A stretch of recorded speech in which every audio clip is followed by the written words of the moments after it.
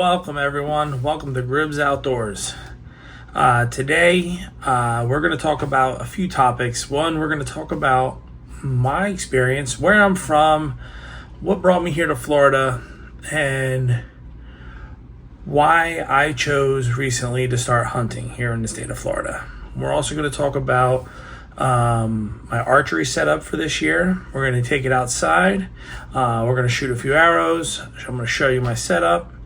And we're going to talk about some of my plans that I have so far for this upcoming hunting season. So if you are new to my channel and you are new to hunting, maybe you're not new to hunting, but you want to see what the things I'm doing, I would love if you hit that subscribe button, hit that bell for notifications, like and share anything that you see. It just will help the channel and help give me opportunities to get more content out there.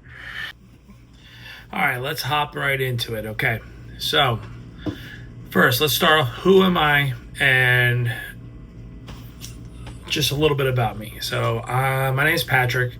I go by Gribs depending on what circle I'm in. It's kind of a nickname I had. That's why I named the channel Gribs Outdoors. I'm originally from New Jersey, born and raised, grew up camping, not hunting. I did a little bit of fishing growing up, but always loved the outdoors. Pursued a career after high school in culinary arts, became a chef. I lived up in New Hampshire for about 8 years, working up there as a chef. Love it up there. That really even drove my outdoors, the love for the outdoors even more. If you've never been to New Hampshire, the White Mountains, they're just absolutely amazing. The amount of wildlife that's up there in New Hampshire, Maine, in New England, it's beyond beautiful. So shortly after that, my family and I, we moved down here to Florida. We needed a change, some medical reasons for my kids, but also other reasons. Just, it was time for something new. So we've been down here probably going on close to 11, maybe 12 years now. But recently, last year, I decided, after watching a lot of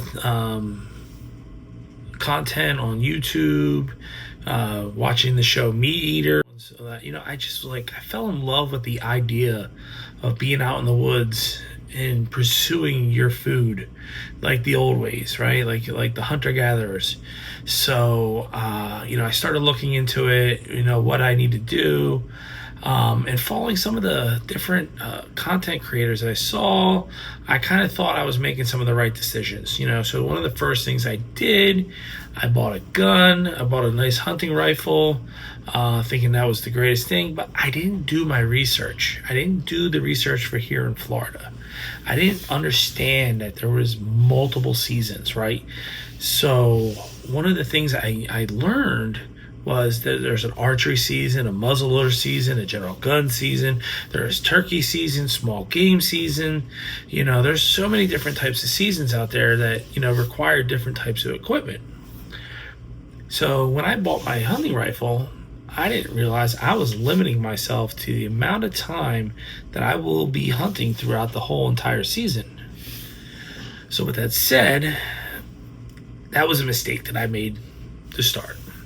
If I had known better, like I do now, I would have probably pursued purchasing a bow first and getting a bow set up and learning how to shoot a bow, and pursuing that way, knowing that I would have gotten from, as far south of Florida, they start as early as the beginning of August.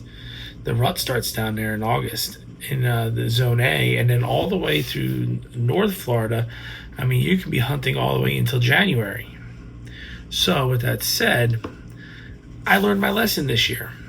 I did get myself a nice little bow set up, and later on in this video, we'll go over that. I'll take you outside. I'll show you what I decided to go with for my archery setup for this season.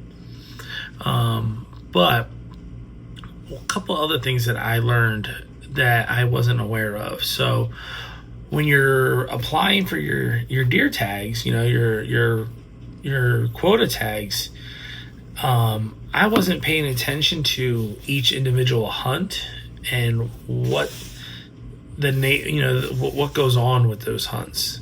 So there's a real big tradition, and it's not just here in the South, but it is all over the country. But it's hunting with dogs, right? So, and I'm not trying to bash hunting with dogs, because it is a beautiful tradition, and there's a lot of thought, energy, and training that goes into hunting deer and other wildlife with hounds. But that's not what I do, right? So I don't hunt that way, because I've never learned. I'm still new, right? Maybe one day I may find myself hunting with dogs, but right now I'm not. So with that said, one of the tags that I drew last year, I didn't realize was a dog hunt.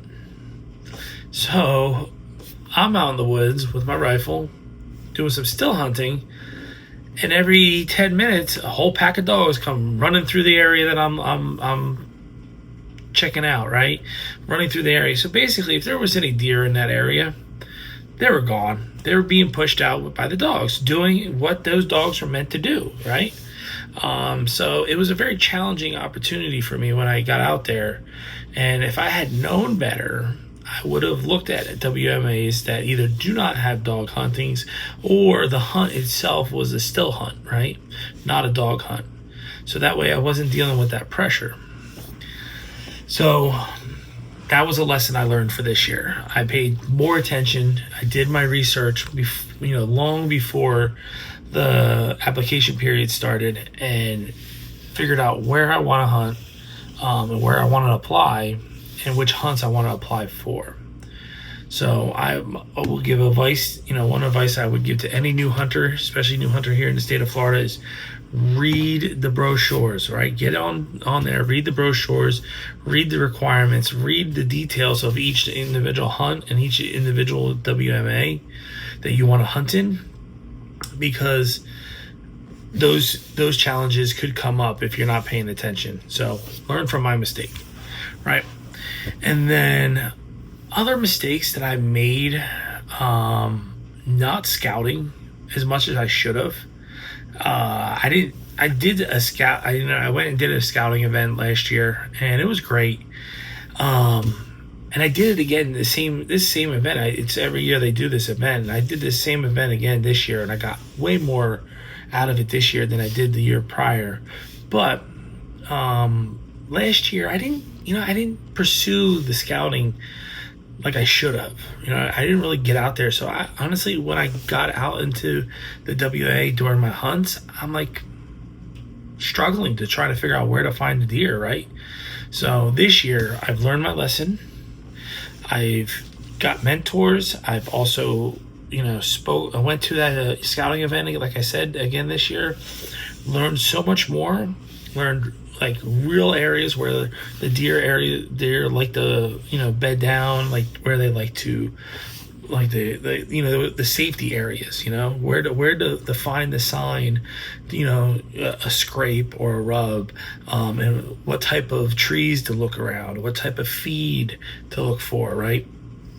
So I'm grateful that I've learned a lot more this year, and I have been out scouting, as you guys, if you're following me, you see. The last 3 weeks I've been out scouting. This week I'm taking a break, but I'm still trying to come to you with some content here, learning a little bit, about me and everything else.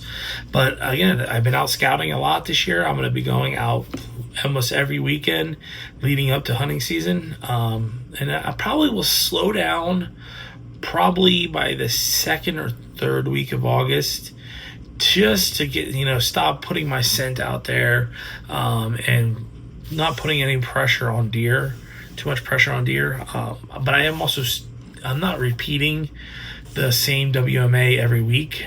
Like I have a few different tags for this year and different WMAs. So I'm alternating. So I'm not in there every week. Right. But yeah, scouting has been big for me right now. I've been out there really pursuing it hard. and I found a lot of great sign. I'm hoping to be successful. One of the cool things one of the interesting things I've learned, even from the hunters that I've met that are like really, they're known for like really taking down a lot of deer. Even they said sometimes it's taken them 5, 6. I think one guy who I know now is like a really successful hunter here in Florida. He told me it took him 10 years to get his first buck. Now I'm not going to be cocky or naive or anything like that. I think I'm going to be able to get one this year. I'm going to do my damnedest to get one, but we'll see what happens. But yeah, so these are some of the lessons that I learned in my first year here hunting in Florida. So we're going to go outside in a little bit. I'm going to show you my bow. We're going to take a few shots, just show you the setup and why I bought the bow that I bought. I kind of go in a little detail right now. Like, I went with a traditional recurve, mainly because of cost. It was a lot cheaper to get into, and I kind of like the romantics of doing traditional. Like, there's not to say anything's wrong with compound bows. I think they're going to be great. I'm probably going to end up buying one. It's got a lot of benefits, but with that said, I do love the traditional, the idea of traditional bow hunting. So with that said, we're going to head outside now, and we're going to definitely, I'm going to show you what I have going on there, and we're going to just have a good time. See you outside. All right, so as you guys see there, this is my 3-piece takedown recurve bow. I had purchased this one fairly inexpensively. It was about $100 online on Amazon, actually. I did some camo wrap on the riser, and then I have a 5-arrow quiver that attached to the side. Upgraded the string, put some silencers on it, and altogether this setup cost me, with the arrows, about $200.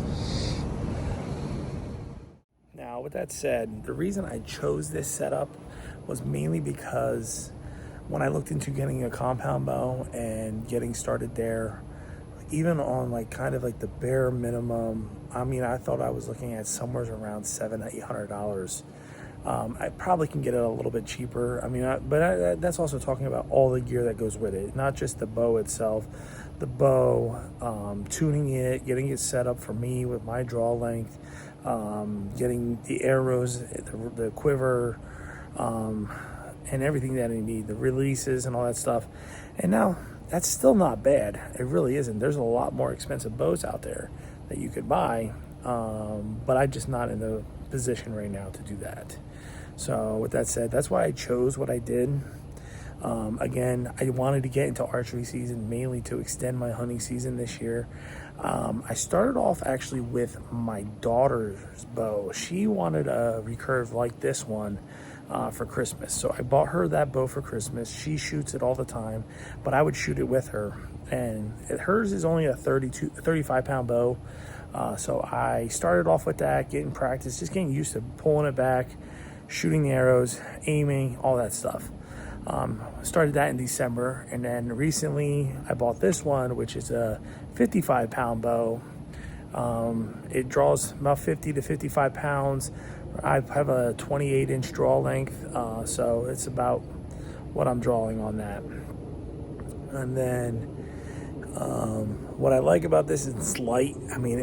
The whole setup all together weighs roughly 4 pounds, that's with the 5 arrows, the quiver, and the bow itself. So walking into the woods with it is going to be a lot different than walking in when I had my rifle. My rifle weighs about almost 8.5 pounds.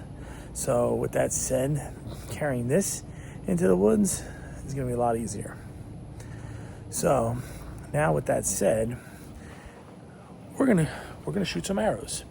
I'm going to set this camera up over here, and we're going to shoot at the target.